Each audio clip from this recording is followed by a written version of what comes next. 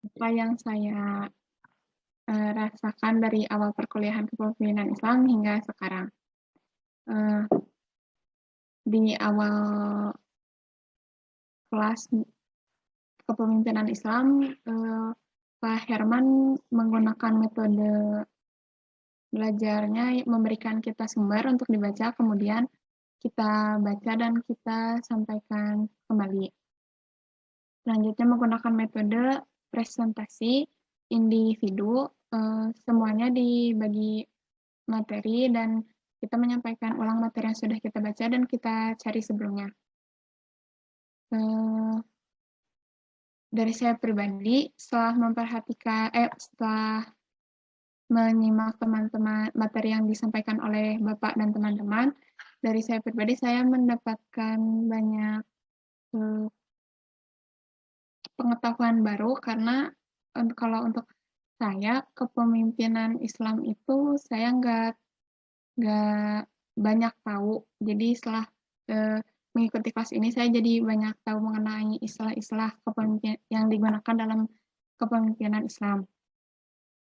Kemudian saya juga merasa kalau misalnya metode yang digunakan yaitu metode presentasi per individu sangat membantu saya dan teman-teman untuk lebih berani dalam menyampaikan pendapat kami dalam berlatih menyampaikan apa yang sudah kita baca kembali, tidak hanya sekedar kepatok sama buku, sumber, terus kita baca ulang, tapi sama kita diparafrasa lagi, disampaikan kembali, disampaikan dalam bahasa yang lebih mudah dimengerti, sehingga bukan hanya diri sendiri yang mengerti materinya, tetapi teman-teman juga dapat memahami dan saling bertukar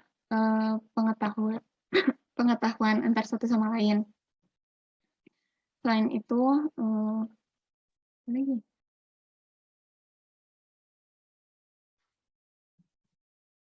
Selain itu, saya juga belajar untuk menyampaikan kritik serta saran yang baik kepada antar teman dan kepada orang yang sudah menyampaikan materi. Karena tidak semua, saya juga belajar untuk menerima kritik dari orang lain. Karena tidak semua orang dapat menerima kritik, tidak semua orang dapat menerima saran, serta tidak semua orang dapat memberikan kritik dan saran yang membangun untuk orang lain.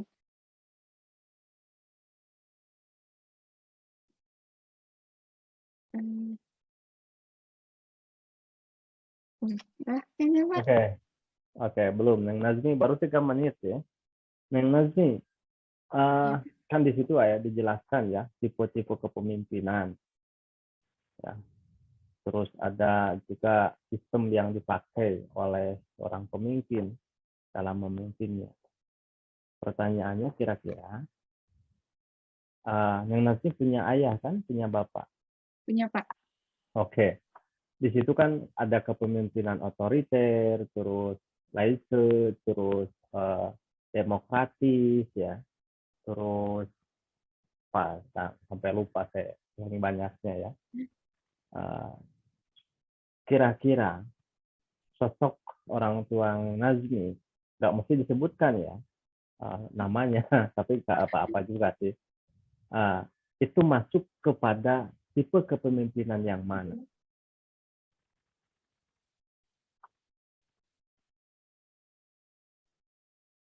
Kalau misalnya untuk orang tua saya, kepemimpinannya lebih ke apa ya? Lebih ke demokrasi sih Pak kayaknya.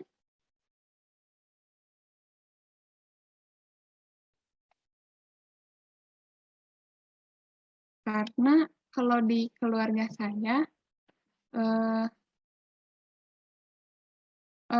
orang tua saya selalu nanya, kayak kalau misalnya kita mau bikin langkah atas suatu keputusan, orang tua saya pasti nanya dulu menurut anak-anaknya pandangannya gimana. Ya kalau misalnya untuk di situasi sekarang, contohnya kayak kakak saya lagi daftar kerja, terus kakak saya dapat beberapa tawaran pekerjaan, orang tua saya pasti nanya, menurut Kakak sendiri enaknya di mana, keuntungannya apa, nyamannya gimana? Karena kan setiap yang kita putusin juga ada, positif dan negatifnya. Nggak ada yang semuanya positif, nggak ada yang semuanya negatif. Tapi kan balik lagi ke diri kitanya sendiri, resiko mana yang mau kita tanggung. Jadi orang tua saya selalu nanya, balik lagi nanya dulu, menurut, Adek gimana, menurut Kakak gimana, mana yang kira-kira sanggup untuk dilakuin, mana yang sanggup untuk dipilih untuk momen sekarang dan ke depannya. Karena kan satu keputusan, berefek untuk jangka panjang juga. Dan orang tua saya juga selalu, ngajak anak-anaknya untuk berpartisipasi dalam bikin keputusan. Misal mau makan apa, orang tua saya nanya, "Adek mau makan apa?" Misal hari ini kakak saya yang, lagi mau makan ayam, maka dibikin ya orang tua saya bikin ayam, terus entar Ayamnya orang tua bikin ayam ya, ayamnya dimakan sama kakak. iya misal beli ayam apa gitu. Nah, di menu makan selanjutnya nanyain ke kakak saya yang kedua misal, "Adek mau makan apa?" Kakak saya yang kedua maunya makan ini. Nanti ditanya lagi ke saudara kembar saya, "Najwa mau makan apa?" Misal Najwa mau makannya mie. Nah, entar di selanjutnya bakal tanya ke saya, "Najwa mau makan apa?" Kira-kira kayak gitu, Pak. Oke, baik. Kira-kira gaya kepemimpinan sosok ayah dari Nazmi ya, itu sudah ada yang nulis belum? Sepertinya sudah, Kak, tapi untuk orangnya saya, lupa siapa. Oh, sudah ada yang nulis ya gaya kepemimpinan Bapak Nazmi itu.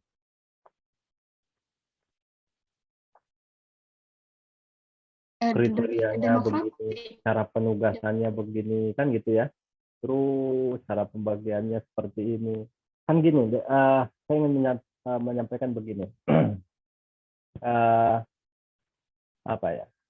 Bahwa kadang-kadang kita punya sosok ya, anggaplah Soekarno sebagai pemimpin bapak bangsa gitu ya. Pertanyaannya siapa yang nulis? Anaknya bukan. Gitu ya. Oke, maksud saya begini.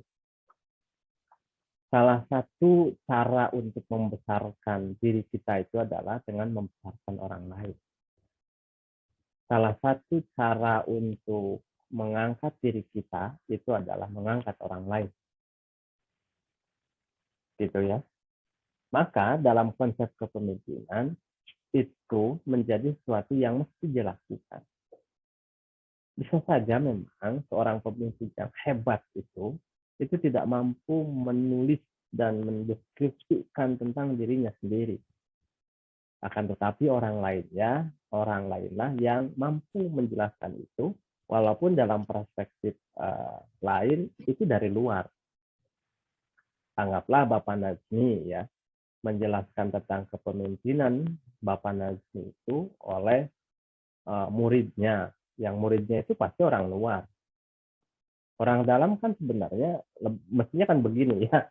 Mestinya yang lebih tahu tentang Bapak Nazmi itu kan Nazmi atau ibunya. Yang mestinya ibunya yang paling dekat gitu ya. Mestinya.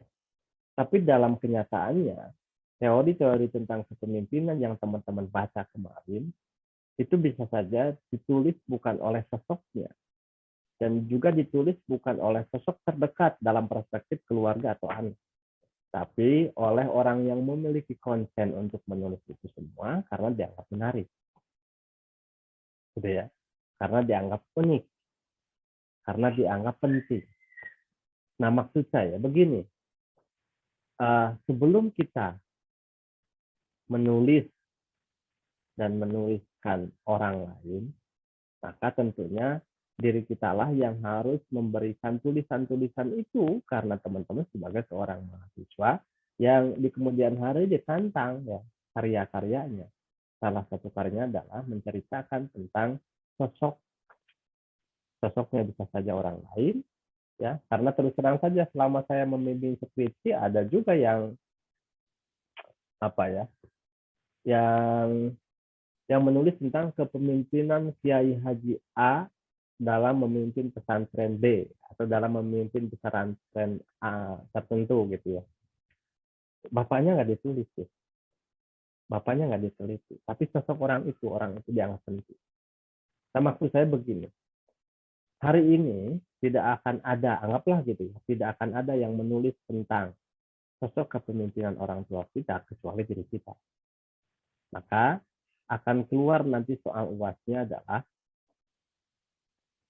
membuat makalah semirip jurnal tentang gaya kepemimpinan bapaknya masing-masing. Nanti kan di kesimpulannya bisa ditentukan bapaknya demokrasi, otoriter, laisse, atau yang lainnya. Apakah termasuk kepemimpinan yang Islami atau tidak? Ya, karena begini konsepnya. Jika kita ingin besar, maka besarkan orang lain. Sebelum membesarkan yang lainnya, maka diri kita harus membesarkan orang yang pernah membesarkan diri kita. Dan ini orang tua.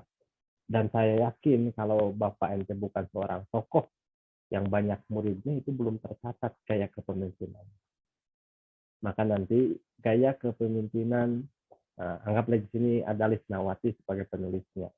Nanti gaya kepemimpinan Bapak gaya kepemimpinan Islam Bapak apa sih ya? Bapak Lisnawati, sorry, nama bapaknya apa? Nama bapak saya, Pak. Ya. Bapak Katiman. Dihurung ke Bapak Katiman ya. Nanti Lisnawati dari mulai sekarang ya, teman-teman semuanya ya, mulai tulis. Ya, pasti walaupun judulnya sama pasti akan berbeda. Gaya kepemimpinan siapa? Lisnawati bapaknya? Bapak Katiman, Bapak. Oke, gaya kepemimpinan Islam Bapak Katiman. Ya. Nanti cara nulisnya nanti akan saya berikan. Dan bisa jadi saya tidak akan memberikan soal UAS karena soal UASnya hari ini sudah diberikan.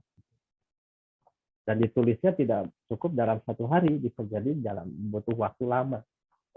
Bisa jadi ya, masih semester 2 sekarang, semester 6 masih ada ide-ide lagi, tambahkan lagi bisa saja. Karena kan pengetahuan akan wawasan kita seiring dengan bertambahnya wawasan, seiring dengan bertambahnya pula wawasan kita untuk mentransfer, menurunkan. Oke, sudah keluar satu soal UAS.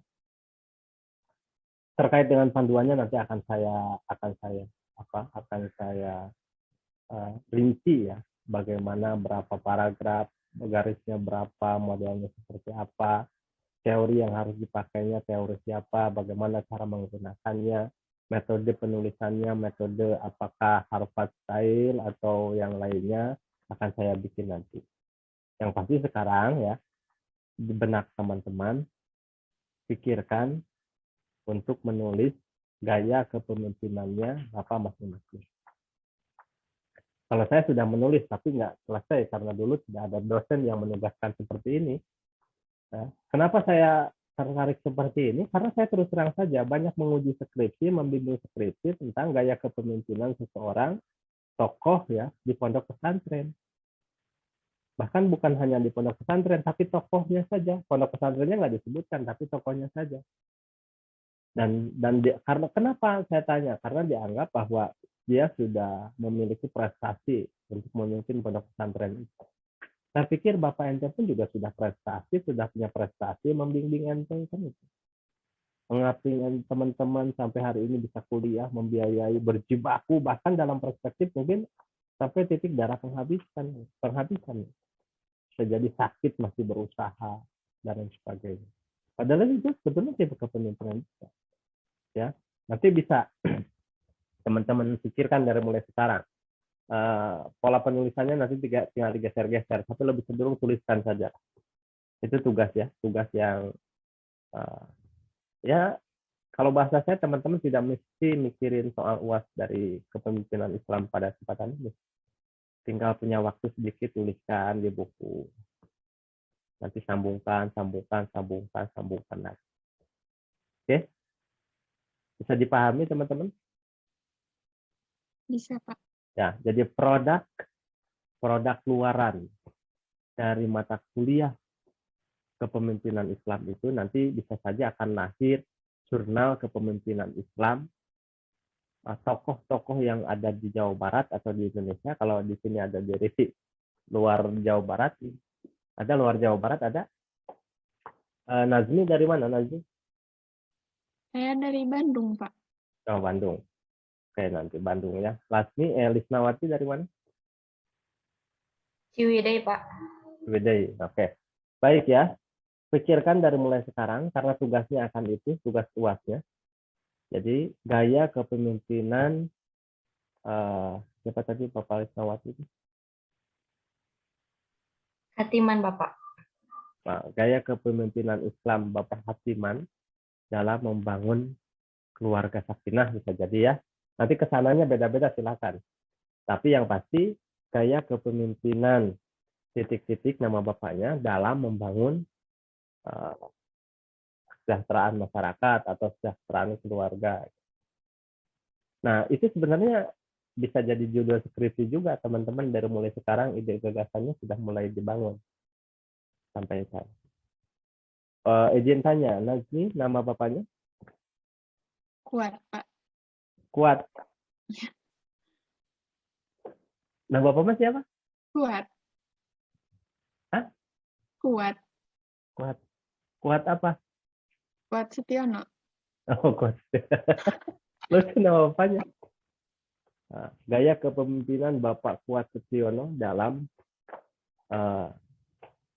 membangun pondok pesantren bisa jadi kalau bapaknya ada yang punya pondok pesantren, membangun ekonomi kreatif kalau ternyata bapaknya usaha, ya, membangun organisasi Islam kalau ternyata bapaknya aktif di organisasi Islam, atau membangun masjid, ya, kemakmuran masjid kalau bapaknya ternyata sebagai aktivis di DKM, gitu ya, atau di organisasi politik atau di perusahaan atau di pekerjaan dan sebagainya. Yang pasti begini, tidak ada yang bisa membaguskan orang tua kita kecuali kita sendiri, dan tidak ada yang bisa memburukkan orang tua kita kecuali kita sendiri. Kenapa? Karena orang dalam, dan itu akan otentik. Tapi gaya bahasanya nanti pakai gaya bahasa yang gaya EYD ya, sesuai ejaan. Yang kedua nanti jangan terlalu apa ya, jangan lebay. Itu gimana? Lebay itu apa sih? Gitu ya, lebay. Jadi perlihatkan bahwa Bapak itu adalah sosok yang telah menghantarkan diri kita sampai hari ini bisa kuliah, dan itu jangan dianggap enteng. Yo, luar biasa. Oke, jelas ya, itu perintahnya. Tugasnya dari saya. Jadi teman-teman tidak usah lagi mikirin soal UAS. Hari ini tinggal bikin catatan saja. Nanti panduannya akan saya kirim ya, tentang cara penulisannya seperti apa, urutan-urutannya. Ya, ini di MHU kelas C. Kelas B, Pak. Kelas Kelas B. B. MHU kelas C ya. Jadi siapkan dari mulai sekarang ide, pikiran, gagasan tentang gaya kepemimpinan. Mau ibunya boleh, mau bapaknya boleh. Tapi yang pasti gaya kepemimpinan Islam. Ya, gaya kepemimpinan Islam Bapak Anu atau Pak Prof Anu, Haji Anu dalamnya bebas karena atau bisa jadi dalam memperjuangkan keluarganya bisa jadi ya. Karena teman-teman kebingungan ya. Kenapa ini penting? Karena terus terang saja terinspirasi dari banyak orang yang menulis tokoh-tokoh nasional, tapi tidak menulis tokoh-tokoh yang ada, yang mengaping dirinya sampai bisa menulis tokoh nasional. Dan mungkin kayaknya belum ada juga ya tugas-tugas seperti ini. Kayaknya dalam perspektif saya, karena saya selama 4 tahun kuliah, tambah 2 tahun, 6 tahun, tambah 4 tahun, 8-10 tahun, belum ada yang menyuruh, dosen yang menyuruh untuk menulis tentang gaya kepemimpinan bapaknya atau ibunya. Belum ada.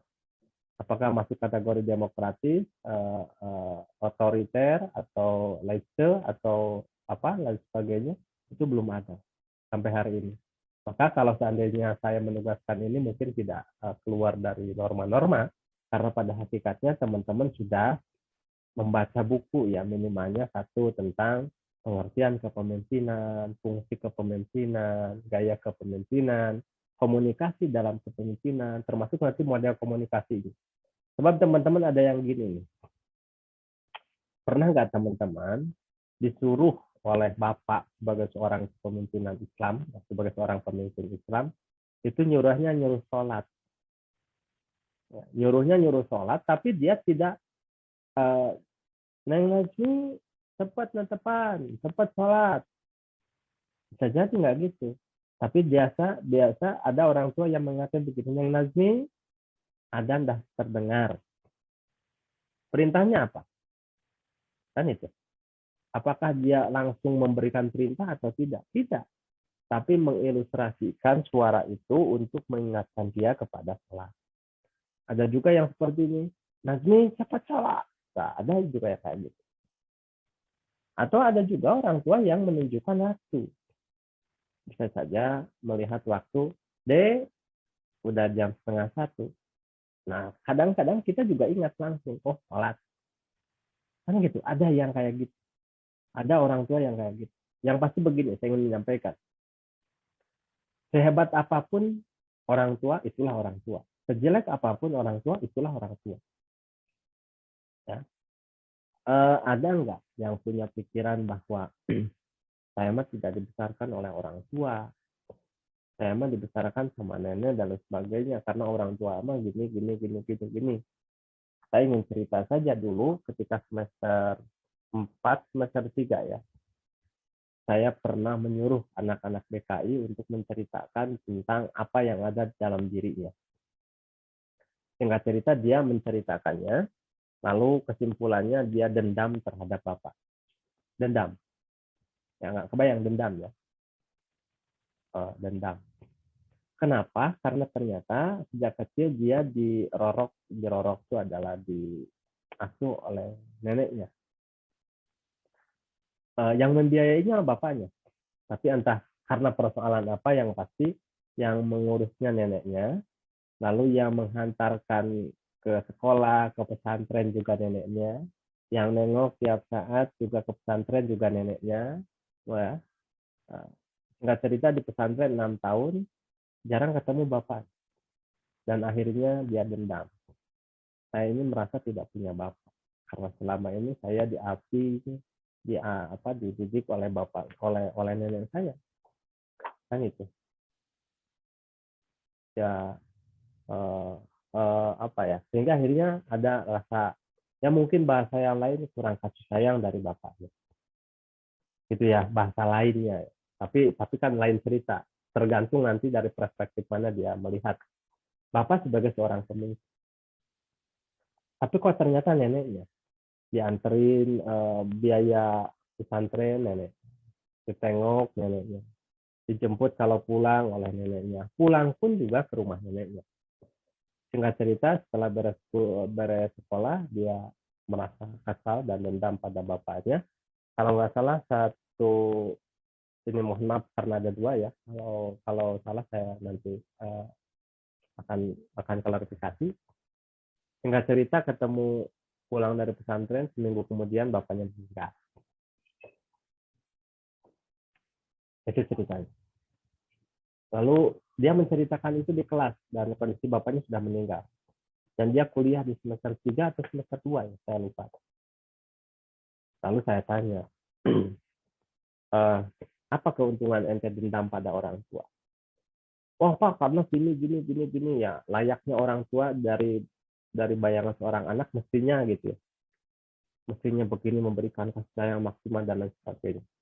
Sehingga akhirnya dia tidak mendapatkan itu, akhirnya dia dendam pada bapaknya. Lalu singkat cerita, karena banyak ditengok oleh neneknya, ketemu dengan bapaknya, lalu dendam. Lalu bapaknya meninggal. Apakah saya tanya ya pada saat itu, apakah rasa dendam itu masih ada dalam dirimu? Masih Pak, sampai hari ini kata dia. Saya hanya menggariskannya sedikit saja, mengingatkannya sedikit saja. Jadi mohon maaf bahwa ternyata Tuhan itu membesarkan kita dengan cara yang berbeda-beda.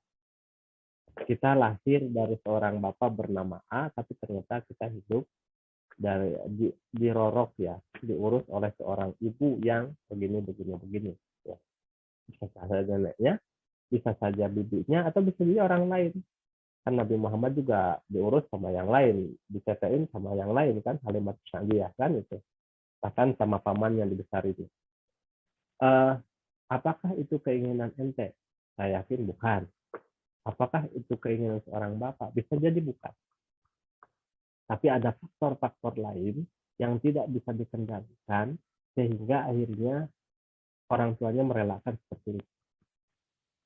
Faktor lain itu bisa saja satu ya. Nabi Muhammad lahir, bapaknya sudah meninggal. Itu faktor lain. Ya. Anak itu lahir, bapaknya dan ibunya cerai. Dan dia diurus sama ibunya. Atau dia diurus sama neneknya. Atau ada seorang suami istri yang punya anak, akan tetapi pekerjaannya jauh di luar sana. Lalu anak itu diurus sama neneknya. Ya, yang membiayai bisa saja bapaknya terus. Ada juga seorang anak yang lahir, kebetulan ada peristiwa lain, faktor lain itu, lalu bapaknya dengan ibunya tidak bersatu lagi, itu cerai. Dia diurus sama ibunya dan bapaknya ngurus yang lain. Itu juga sama. Atau sebaliknya, ya, dia diurus sama bapaknya, tidak diurus sama ibunya. Itu juga faktor lain. Pertanyaannya, apakah semua itu keinginan dan nurani? Saya yakin itu tidak keinginan, bukan keinginan, akan tetapi fakta. Ini realitas. Dan penerimaan atas realitas itu juga harus diterima, bukan nerima pada kenyataan. Nah, saya ingin menyampaikan begini, bahwa Tuhan itu, Allah itu berbeda-beda caranya dalam mendewasakan seseorang. Ada yang harus diurus oleh ibunya agar di kemudian hari dia sadar. Ada yang dijauhkan dari ibunya agar di kemudian hari dia sadar atau dewasa. Ada yang nggak diurus oleh bapaknya agar di kemudian hari dia sadar atau dia memiliki kesadaran terhadap peristiwa-peristiwa yang dialaminya itu. Pertanyaannya, kira-kira kalau memang kehidupan itu bukan keinginan kita, walaupun kita bisa mengupayakannya, nah itu, apakah kita harus dendam? Saya hanya itu saja. Dan akhirnya dia saat itu nangis langsung, lalu meminta taubat, minta ampun. Ternyata ketika dia bercerita seperti itu, banyak yang lain yang nangis. Teman-teman yang nangis. Pertanyaan, juga saya penasaran juga, kenapa ente nangis? Terharu, Pak. Oke, cukup terharu kalau dia. Ada juga yang nangis yang lainnya. Kenapa bisa nangis? Nasib, Pak. Bedanya, kalau ini hanya sama ibunya, bapaknya sama yang lain. Kalau tadi kan sama neneknya. Kenapa ente nangis? Mbak, bapak saya sudah meninggal sebelum saya lahir. Seperti Nabi Muhammad. Itu peristiwa-peristiwa real yang terjadi di lapangan, sehingga akhirnya tidak boleh juga dendam terhadap orang tua yang membesarkan kita. Kondisi apapun. Atau bisa jadi kesal. Ya. Atau jadi dendam enggak sih, tapi marah. Jadi ngewa itu apa sih? Ngewa bahasa Sundanya apa, Gasan? Kurang pantas nih. Ngewa itu kurang pantas ya. Ya walaupun bisa jadi bapak kita itu kurang pantas gitu ya. Tidak selayaknya ideal, tidak seideal mungkin tentang gambaran kepemimpinan yang digambarkan oleh teman-teman. Tapi nggak seperti itu. Tapi justru itu yang realitas. Teman-teman baca buku, realitasnya di mana coba? Bisa jadi teman-teman baca buku tentang komunikasi kepemimpinan, gaya kepemimpinan yang kemarin teman-teman baca, realitasnya bisa jadi teman-teman belum menemukan atau belum menyadarinya. Sudah menemukan, sudah bersama-sama, tapi belum menyadarinya. Bisa. Kayak gitu. Atau begini, Eh, yang satu lagi, oke, yang satu lagi saya ingin ceritakan. Nggak tahu di kelas ini sudah belum. Kalau sudah nanti ingatkan ya saya. Ada seorang anak ya yang diurus sama ibunya karena di pernikahan mudanya, mohon maaf nih kalau ada yang mirip ya, bukan berarti mengapa ya, bukan berarti sorry ya, menyinggung ya, tapi hanya mengilustrasikan bahwa di balik itu ada apa. Ada seorang anak dari daerah Bandung, daerah Jawa Barat sebelah timur ya. Dia lahir dari seorang ibu dan seorang bapak, tapi sebelum dia dewasa ya masih kecil, karena katanya masih umur 2-3 tahun, bapaknya dan ibunya terpisah. Dia diurus sama ibunya ya, dan selalu diberikan, mungkin perpisahan itu bukan karena ada bukan, atau perpisahan itu pasti disebabkan oleh persoalan. Singkat cerita, besar dan tumbuhlah dia dididik oleh ibunya sendirian. Bapaknya tidak mendidiknya, atau bapaknya tidak mengurusnya. Maka informasi yang ada di benak anak itu adalah hanya informasi dari ibunya, tidak mendapatkan informasi dari bapaknya. Singkat cerita, dia kuliah di UIN Bandung. Anaknya cantik, pintar, ya, tapi pendiam. Kalau teman-teman ya berkumpul dengan teman sekelas, saya yakin ya, teman-teman tuh pasti kalau nggak bersamaan ngumpul itu paling tidak berdua lah ngobrol. Tapi kalau dia menyendiri, kalau dia yang saya perhatikan menyendiri, asik aja dengan laptop ya waktu itu, asik saja dengan HP-nya. Saya perhatikan 1, 2, sampai 4, 5, 6 kali pertemuan, saya baru bertanya pada beliau. Ini tentang kepemimpinan ya, bahwa kepemimpinan itu cara membesarkan masyarakatnya, cara membesarkan orang di timnya itu berbeda-beda. Singkat cerita, dia termasuk anak yang IPK-nya bagus sekali, di atas rata-rata, bahkan kalau nggak salah sampai 4 ya. Suara saya jelas ya? Jelas, Pak. Oke. Ini real, ini cerita. Walaupun mungkin ini belum ada yang nulis ya, tapi saya sudah menemukan itu. Singkat cerita, saya bertemu dengan beliau di dalam satu meja ya di fakultas, lalu ngobrol saya dengan beliau, lalu dia menceritakannya. Ceritanya begini, Pak, saya ini hidup di Rorok ya, diurus oleh seorang ibu, dan bapak saya tidak mengurus saya, kata dia. Dia udah dewasa, berarti kan udah melewati SMA, udah kuliah di semester 4 kalau nggak salah, di semester 4. Saya bertemu dengan beliau. Saya ajak ngobrol, kenapa? Saya perhatikan kamu tuh pintar, cantik, aktif di kelas. Akan tetapi di momen-momen lain kamu tuh menyendiri. Lalu dia menceritakan tentang mengenai pengalaman jiwanya yang dihadapinya, sampai ketemulah satu cerita bahwa dia tidak diurus oleh bapaknya karena berpisah dengan ibunya, dan dia diurus sama ibunya, dan diberikan informasi.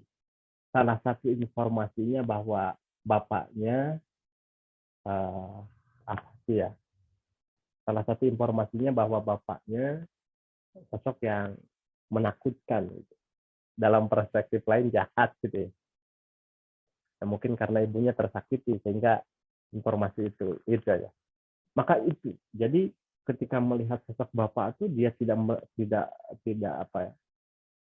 dia tidak merasakannya. Yang kedua, dia tidak melihatnya.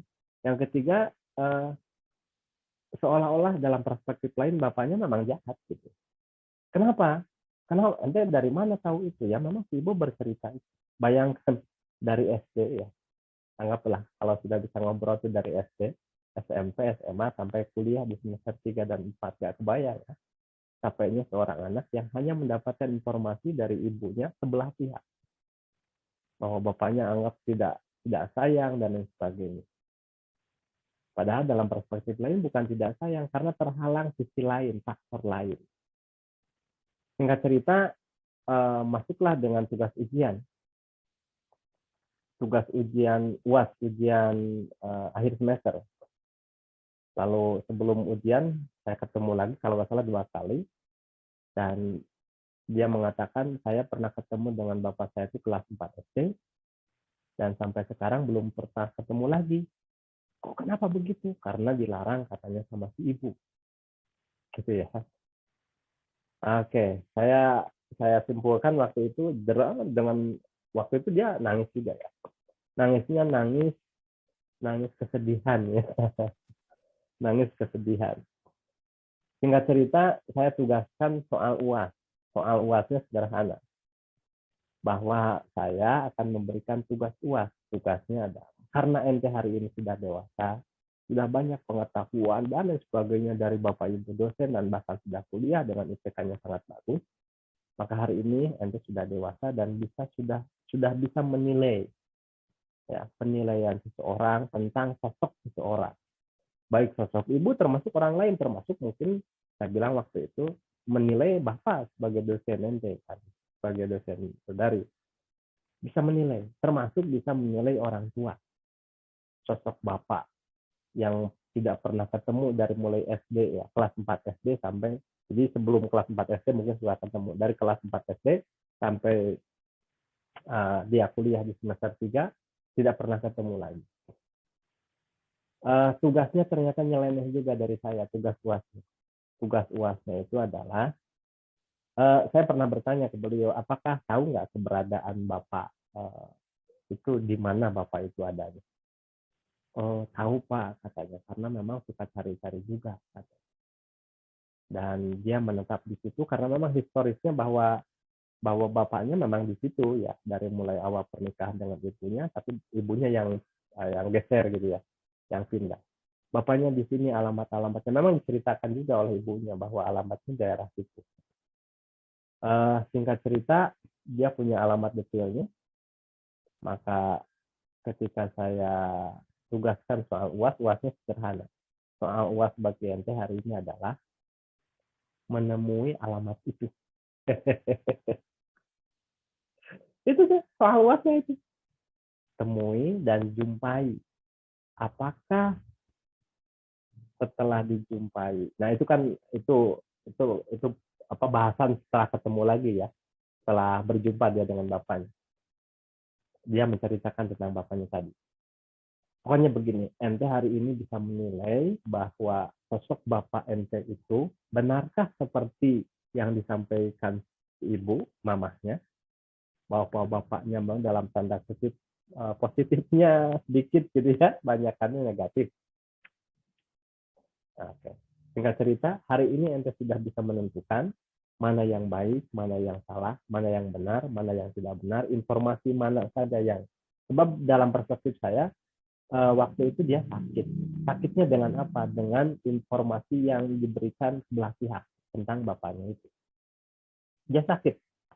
Jadi memang ketemu bapak tuh katanya bagi dia itu karena informasinya mengkhawatirkan gitu, dari memang takut. Nggak kebayang ya takutnya, walaupun kenyataannya nggak gede, takut ya karena memang diberikan informasinya gitu ke teman-teman saja. Kalau teman-teman nanti dikasih informasi oleh teman-teman sekelasnya bahwa si bapaan itu garang ya, apa sih bahasa anak-anak sih, kalau dosen galak atau guru galak, killer ya, kira-kira killer lah gitu bapaknya itu ya, sosok pemimpinnya itu killer lah kira-kira begitu. Ya pasti akan takut lah ketika menjumpai. Singkat cerita dia nekat ya. Ya kan, karena tugas dari saya, karena nilainya nggak akan keluar kalau tidak menemui itu. Kurang lebih dalam waktu 1,5 jam lah perjalanannya dari kampus untuk menemui tempat itu.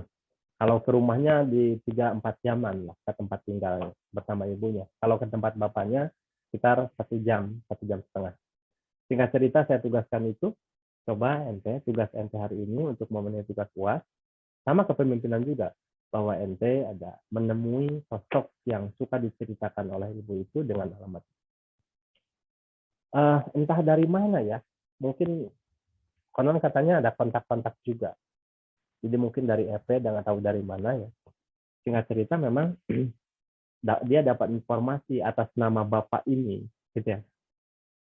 Dia sudah punya anak agak besar juga ya, umuran SD SMP kalau nggak salah. Suatu saat dia datang ke situ, ke alamat itu, dengan wajah yang tidak, ya mungkin ya wajah dia. Akan tetapi di sisi lain, bahwa nggak tahu walau alam seperti apa ceritanya ya. Ini hanya nebak-nebak. Si bapak itu mungkin menceritakan kepada anak yang dua itu, anaknya, yang dari ibu baru ya, bukan dari ibu dia, bahwa dia punya kakak ya.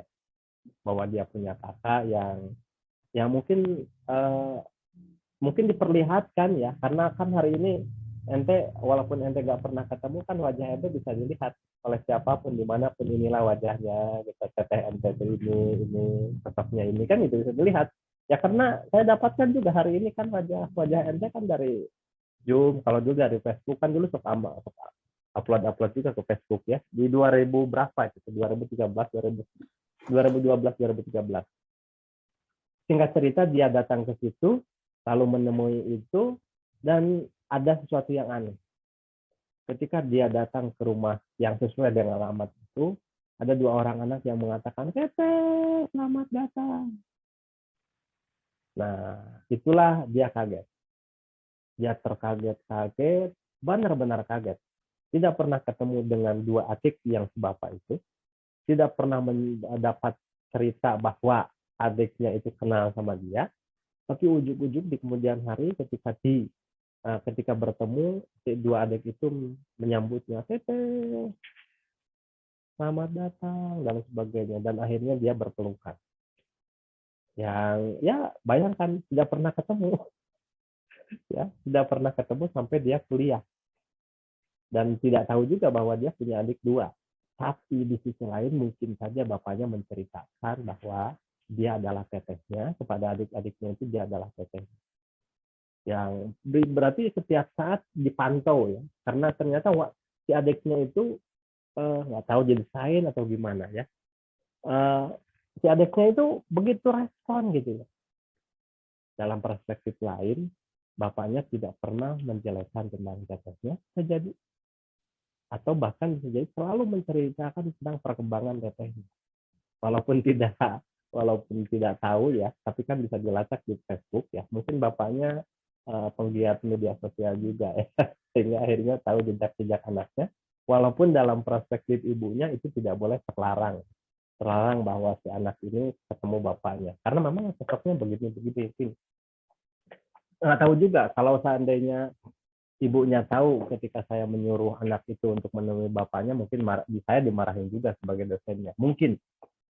Singkat cerita, ketemulah, ngobrol sana sini dan lain sebagainya dengan bapaknya, dan akhirnya semua memori yang ada, yang membebani dirinya itu hilang. Dan dia datang lagi ke meja saya, singkat cerita, dia datang lagi ke meja saya, dan akhirnya bercerita, nangis tapi gembira. Nangisnya sama ya dengan yang pertama, nangis tapi gembira. Jadi kata dia, selama ini saya tuh mendambakan sosok bapak, akan tetapi ada cerita sosok bapak itu begitu aneh. Ternyata ketika saya temui, itu di luar dari. Dan nggak tahu apakah pertemuan dengan bapaknya dikasih tahu ke ibunya atau enggak, saya nggak tahu juga.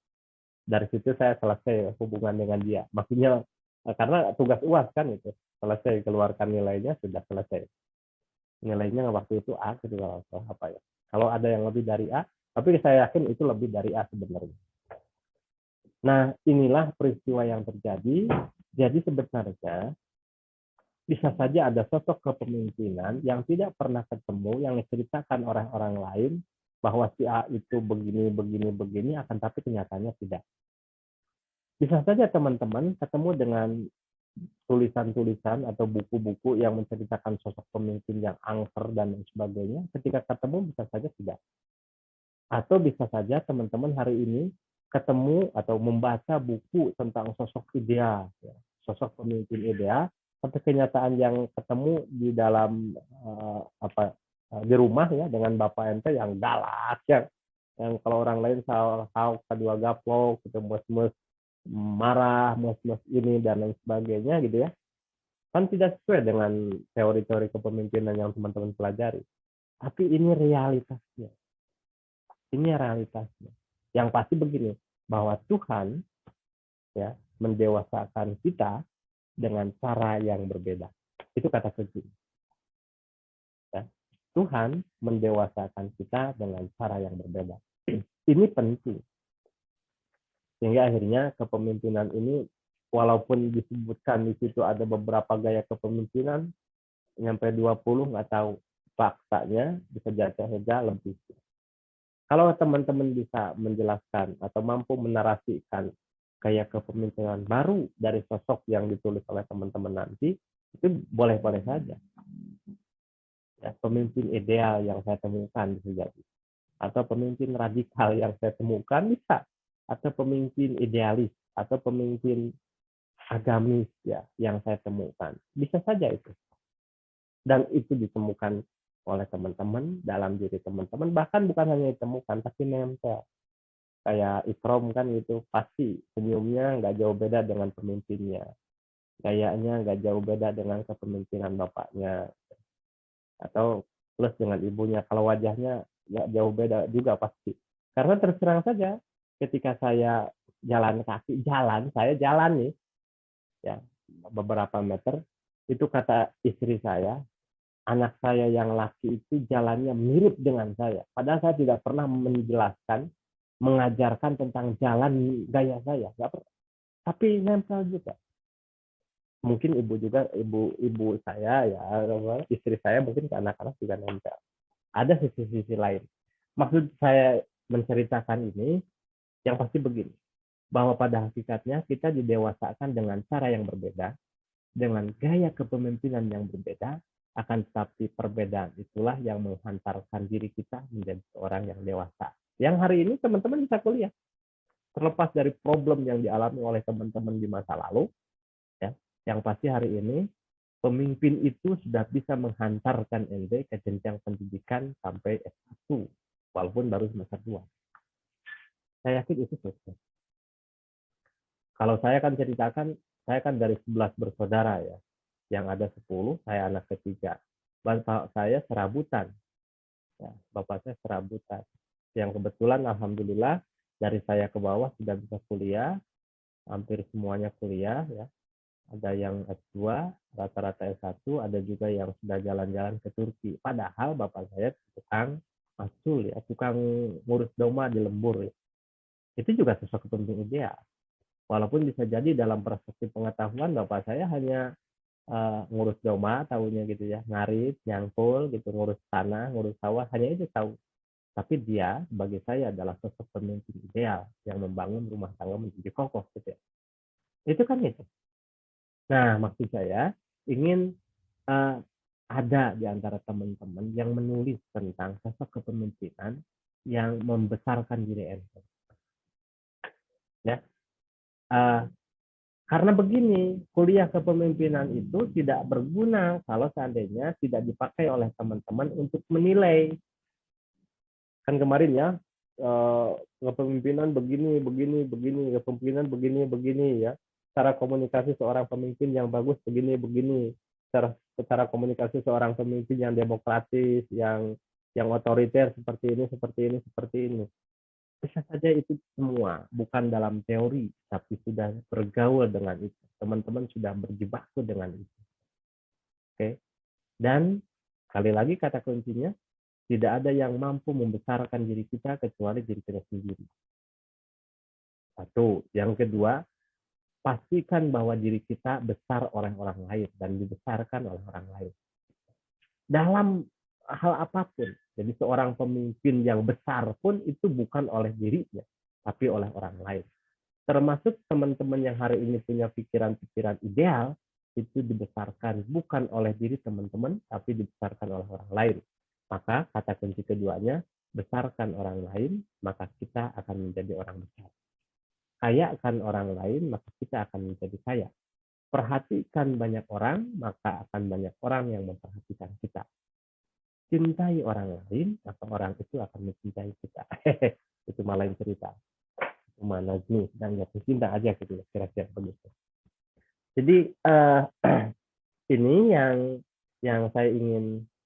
yang saya harapkan ya dari kuliah kepemimpinan ya. Memang terlalu ideal kalau seandainya teman-teman membuat sebuah tulisan dengan ideal, tapi teman-teman mampu menceritakan kepemimpinan bapak dari teman-teman atau ibunya dari teman-teman atau kakeknya karena mungkin ya tadi lahir tapi bapaknya sudah tidak ada seperti Nabi Muhammad, ya kakeknya mungkin atau pamannya yang membesarkan ente. Itu saya berharap teman-teman bisa menjelaskannya, bisa menceritakannya. Ya, satu. Yang kedua, bisa saja kalau orang tua kita bukan sosok ideal di masyarakat, bukan tokoh di masyarakat, tidak akan ada lagi yang menceritakan itu semua kecuali diri kita hari ini. Dan itu adalah salah satu bentuk kebaikan kita kepada orang tua kita, termasuk juga untuk adik-adik kita. Ya, ini sebenarnya kuliah kepemimpinan, bukan kuliah cerita tentang anak tadi sih. Ya, bukan dengarkan curhat saya juga, tapi kuliah kepemimpinan. Yang pasti begini, saya pernah ditegur sama Pak Saiful Anwar. Mungkin ada yang pernah diajar sama Pak Saiful Anwar, dosen hadis atau dosen ilmu Quran, Pak Ipung namanya panggilannya. Ada di kelas ini pernah atau belum? Pernah, Pak. Oh, pernah, oke. Dan beliaulah yang mengepret saya. Ngepret ya apa sih ya? Yang mengingatkan saya di semester 4 dengan posisi yang jelas ya. Mas, hari ini masih tergambar posisi dia berdiri, posisi saya duduk ya. Apa yang diceritakan sama dia begini. Jangan pernah menganggap bahwa orang tuamu tidak berjasa atau tidak menyayangimu. Karena waktu itu terus terang saja, ya, saya mengalaminya. Saya mengalami bahwa kuliah itu sangat-sangat kepayahan. Sampai untuk membiayai kuliah itu harus kuli bangunan, ya, lalu harus kuli masang tenda dan sebagainya. Ari bapak tengah biayaan. Orang tua saya, Pak Ipung bilang, jangan pernah berpikir bahwa ente tidak dibesarkan dan tidak di bapak apa bahasanya. Jangan pernah berpikir bahwa orang tua kita tidak pernah mengasihani sama menyayangi kita dengan cara membiayainya yang maksimal. Waktu itu saya sedang berpikir itu. Dan akhirnya saya istighfar di situ, lalu memohon maaf, taubat di situ. Jadi pikiran itu pun juga jangan. Waktu itu kan kenyataannya nggak gitu. Saya disayangi sama bapak saya dibiayai sama bapak saya, walaupun nggak maksimal. Kenapa? Karena memang kadang-kadang saya suka banding-banding dengan teman-teman saya yang dibiayai dari ininya kan banyak ya. Dari orang tuanya gede gitu ya. Saya berpikir seperti itu. Kadang kan saya dikasih resepnya saya begini. Waktu itu bayar SPP 300.000 ya, 1 semester. Kata bapak saya, Man, ini uang 800.000. Kalau bisa, dengan uang ini ente harus bisa sampai selesai kuliah. Kebayang nggak? Bayar SPP kan 300.000, dikasih 800, kira-kira berapa itu? 3 semester pun juga kurang ya. Waktu itu saya masih ingat, saya iyakan. Memang tapi saya ingat itu, dan di tengah perjalanan memang saya kecapean, dan saya hampir cuti 2 kali. Walaupun hari ini menjadi dosen, saya hampir cuti 2 kali. Apa berjibaku dengan persoalan kehidupan biaya perkuliahan. Tapi ternyata sosok bapak itulah yang menghantarkan saya, salah satunya ya. yang mungkin jadi sandaran saya. Dan di semester 4 itulah saya jangan pernah berpikir bahwa ente tidak dibiayai oleh bapak ente. Walaupun ente diurus orang-orang lain. Gitu. Karena bukan tidak mau membiayai, karena situasi dan kondisinya yang tidak sesuai. Satu. Yang kedua, karena memang kemampuannya segitu, kata beliau begitu. Dan disitulah saya istighfar. Dan akhirnya saya membalikannya. Kalau memang bapak saya miskin, saya tidak boleh minder. Bahkan justru dengan modal kemiskinannya itu, saya harus menjadi orang kaya dan harus membahagiakan mereka. Itu yang saya ungkapkan dulu. Dan saya sampaikan ke teman-teman juga yang lain. Kalau memang saya miskin, saya tidak boleh minder. Karena memang itu faktanya. Ya. Dan itu yang dialami oleh bapak saya, bukan saya. Justru saya hari ini harus mengangkat derajat orang tua saya, menjadi orang kaya. Syukur-syukur kalau bisa menghajikan, gitu. Kalau kebetulan orang tua saya tidak ada, jadi saya tidak buru. Saya berharap ibu saya yang harus saya hajikan hari ini. Padahal dalam kondisi memang kepayahan ya dari segi ekonomi. Tapi saya menjanjikan itu, berjanji pada diri kita untuk memberikan kebaikan. Jadi tidak ada. Jadi setelah ketemu di semester 4 itu, tadinya memang saya agak minder juga karena miskin. Ya. Pakaiannya tumpang-camping walaupun jadi posma. Tapi ketika sudah dikepret ya, disentil oleh para Pak Ipung itu, saya akhirnya kemiskinan itu tidak boleh dijadikan sebagai sebuah keminderan, akan tetapi harus dijadikan sebuah motivasi untuk mengangkat derajat orang tua. Dan ternyata saya 1 bulan selesai kuliah, ya, tanggal 17 September saya di wisuda, September, Oktober, November, Desember saya daftar CPNS dan lulus jadi dosen. Saya juga aneh kan itu. Jadi akhirnya ketika kita punya tanggung jawab, maka Allah pun akan memberikan tanggung jawab. Ketika kita ingin kaya, maka kita memang harus, jiwa kita harus kaya terlebih dahulu. Dengan cara apa? Jiwa kita harus kaya dengan cara siap berbagi kebaikan pada yang lain. Nah, karakter kepemimpinan yang seperti itu kira-kira masuk kemana? Apakah ke Leibse, ke sebab di kriteria tidak terlalu detail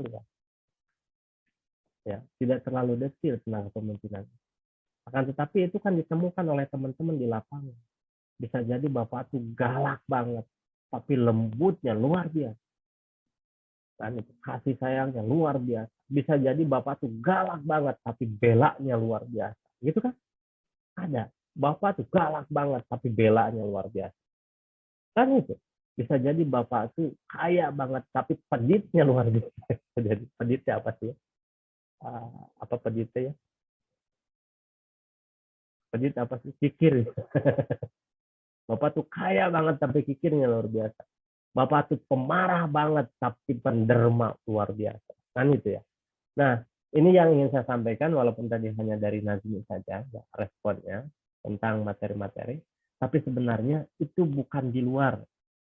Yang teman-teman pelajari kemarin itu bukan di luar, itu bukan di buku realitasnya. Apakah karakter itu ada di buku seperti yang teman-teman baru kata Nazmi, baru tahu Pak bahasa-bahasanya, ya, tapi realitasnya sudah Nazmi temukan dalam kehidupan keluarga Nazmi, ya, termasuk juga yang lain. Inilah kepemimpinan yang real yang kita temukan dalam kehidupan kita. Walaupun memang kita harus menemukan juga tipe-tipe ideal untuk memperbaiki kebaikan-kebaikan kita di masa yang akan datang. Kalaupun memang kepemimpinan dari orang tua kita ada yang lemah, maka kita harus mampu membackup-nya dan menutupnya. Nah, ini terlalu panjang nih, padahal mau sambutan. Saya tadi mau dengar cerita saja dari teman-teman tentang responnya. Tapi karena sudah ada, ya cukupkan saja lah. Gitu ya. Siap kan? Siap? Mia, udah siap kira-kira kalau menyiapkan kertas lah. Setiap saat dituliskan tentang sosoknya. Kalau modelnya gayanya nanti teman-teman bisa nyontek ya, cara menulis tentang kepemimpinan itu apa saja yang ditulis, nanti bisa teman-teman buka juga sih sebenarnya ya. Nia, jelas ya, kebayang? Jelas, Bapak. Oke. Jadi bisa jadi kalau saya sudah tugaskan lalu teman-teman sudah beres, bisa jadi terakhir perkuliahan itu pertanyaan sederhana. Mohon Laila Putri coba bacakan gaya kepemimpinan yang sudah ente tulis. Kan itu bisa gitu nanti, dan itu sudah real dan dirasakan oleh teman-teman. Demikian yang bisa saya sampaikan pada kesempatan ini. Mohon maaf atas segala kekurangan. Mudah-mudahan tadi bukan materi ya, bukan materi teori-teori dan lain sebagainya, tapi itu refleksi bahwa pada hakikatnya kepemimpinan yang pernah kita baca selama 1 semester kemarin ya, mulai dari gaya komunikasi dan gaya-gayanya, maka pada hakikatnya itu sudah ada, sudah teman-teman alami dalam kehidupan teman-teman sampai hari ini. Demikian yang bisa Bapak sampaikan. Mohon maaf atas segala kekurangan, dan marilah itu kita tutup dengan sama-sama baca hamdalah.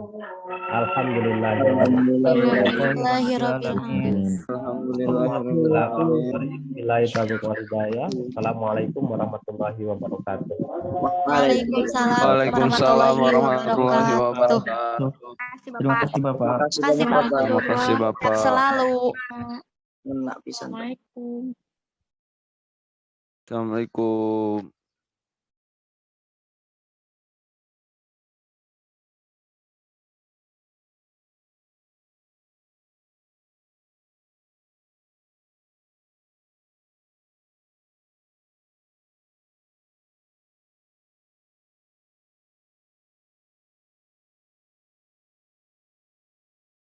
Assalamualaikum.